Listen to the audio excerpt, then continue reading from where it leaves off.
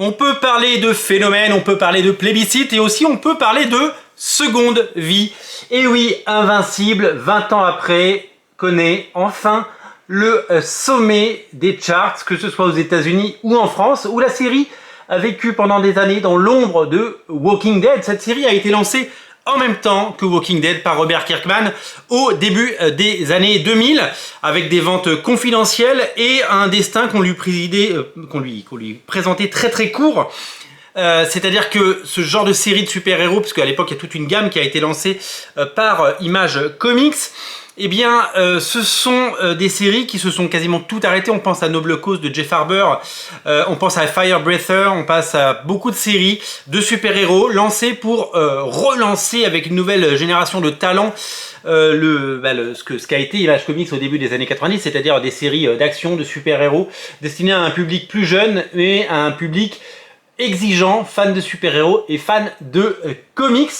On a prédit donc à cette série un avenir très court. On pensait que ça allait s'arrêter après quelques numéros, d'autant que le dessinateur initial, Cory Walker, avait quitté le navire et donc il a fallu évidemment l'arrivée de Ryan Otley et l'arrivée d'une équipe de créateurs avec Robert Kirkman pérenne et durable pour pouvoir faire de cette série un succès qui a connu 140 numéros. Ça fera 12 intégrales. Voici la 8e qui est disponible et qui a été éditée mais qui n'a jamais connu les sommets aux États-Unis. C'était un comics qui se vendait aux alentours de 7, 8 000, 10 000 exemplaires maximum et qui n'a jamais vraiment connu la lumière. Il aura fallu attendre l'arrivée de la série, bien entendu, qui a tout changé, la série animée. La saison 2 devrait arriver, vous devriez la découvrir très prochainement puisque les voix ont été enregistrées et que je pense que ce sera pour le début de l'année 2023, on aura le temps d'en reparler. Mais cette série a permis de donner un second souffle à cette série incroyable dont on va parler, Invincible, qui d'abord a continué à cartonner aux États-Unis et qui a fait l'objet d'intégrales en France. La première est sortie il y a plus d'1 an et la première intégrale est très vite été en rupture, si bien qu'on a dépassé les 10 000 exemplaires. Alors que la première édition de Walking Dead, chez Delcourt toujours, avait pendant très longtemps été mis en pause puisque les ventes n'étaient pas au rendez-vous. On avait beau marquer en gros par l'auteur de Walking Dead, eh bien ça ne prenait pas.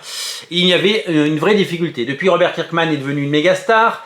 Depuis, Ryan Otley est allé sur Spider-Man puis sur Hulk, tout le monde le connaît maintenant, et cette série fait l'objet d'une véritable fascination et d'un culte de la part des lecteurs. Alors moi j'ai eu la chance de faire partie des gens qui ont découvert cette série très tôt, et j'avais même les premiers numéros en VO que j'ai malheureusement revendus à une époque, trop tôt certainement, et ça a été véritablement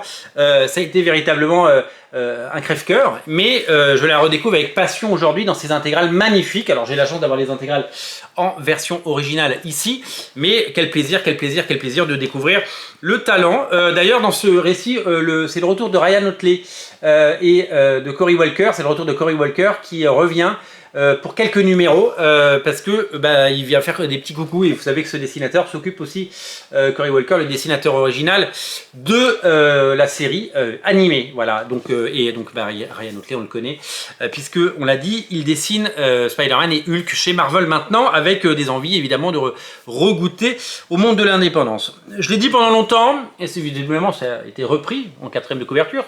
C'est que j'ai pas été cité. Non, je plaisante. C'est une des meilleures séries de super-héros. Parce que souvent, moi, ce que j'entends le plus depuis que je fais ces émissions, c'est comment je débute Spider-Man, par quoi je commence Hulk, où est-ce que je dois commencer les 4 Fantastiques, si je veux débuter Superman, blablabla. Là, c'est simple, Invincible, j'allais dire Walking Dead, Invincible, il y a tout simplement, et ça on ne peut pas se tromper, il y a 12 tomes, vous prenez le tome 1, vous lisez et vous allez adorer, tout simplement. C'est une série où il n'y a pas de continuité, il n'y a pas de crossover de folie, il n'y a pas un changement de direction, un nouveau numéro 1, un nouveau dessinateur, enfin si, il y a 2 dessinateurs qui se partagent évidemment, mais ils ont un style assez semblable, bien que très différent. C'est une série qui évolue avec son lectorat, qui évolue avec son public, qui devient de plus en plus chouette, de plus en plus exigeante, de plus en plus sanglante également, puisqu'ils y vont pas avec le dos de la cuillère, il faut le dire, hein, c'est assez étonnant de voir que cette série est aussi couverte d'hémoglobine. Non, ça gicle dans tous les sens, et il y a un petit côté assez jouissif, mais c'est ça qu'on demande à la bande dessinée, c'est de proposer des choses hyper intéressantes. Vous allez aimer cette série si vous n'avez pas encore lu, vous allez l'adorer si vous la suivez, et donc le tome 8 est disponible, c'est aussi pour ça que je présentais cette émission. Invincible tome 8, Invincible qui est donc là pour le plus grand plaisir de tous, c'est un véritable plaisir de lecture, c'est vraiment ça qu'il faut avoir en tête, c'est que vous allez adorer, c'est que vous allez vous régaler, et c'est que vous allez être étonné de voir un aussi bon comics de super-héros.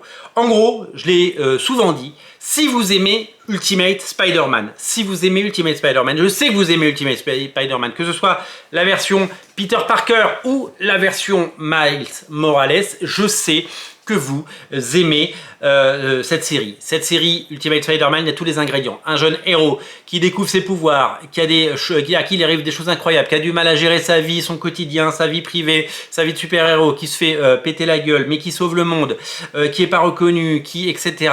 Si vous aimez ces thématiques-là, qui ont toujours existé dans les super-héros, vous allez adorer. Et en plus, il n'y a pas le poids de 90 ans de continuité. C'est une série récente, c'est une série complète avec 12 tomes. Voilà, vraiment pour les 3 derniers du fond qui n'ont pas encore découvert cette série, je vous invite à le faire. Elle est absolument jubilatoire, et je vous invite à la découvrir d'urgence. Le tome 8 est désormais disponible. Pensez à le lire, à le découvrir, et à surtout le prendre, à le commander et le dévorer. Régalez-vous, c'est le but. Salut!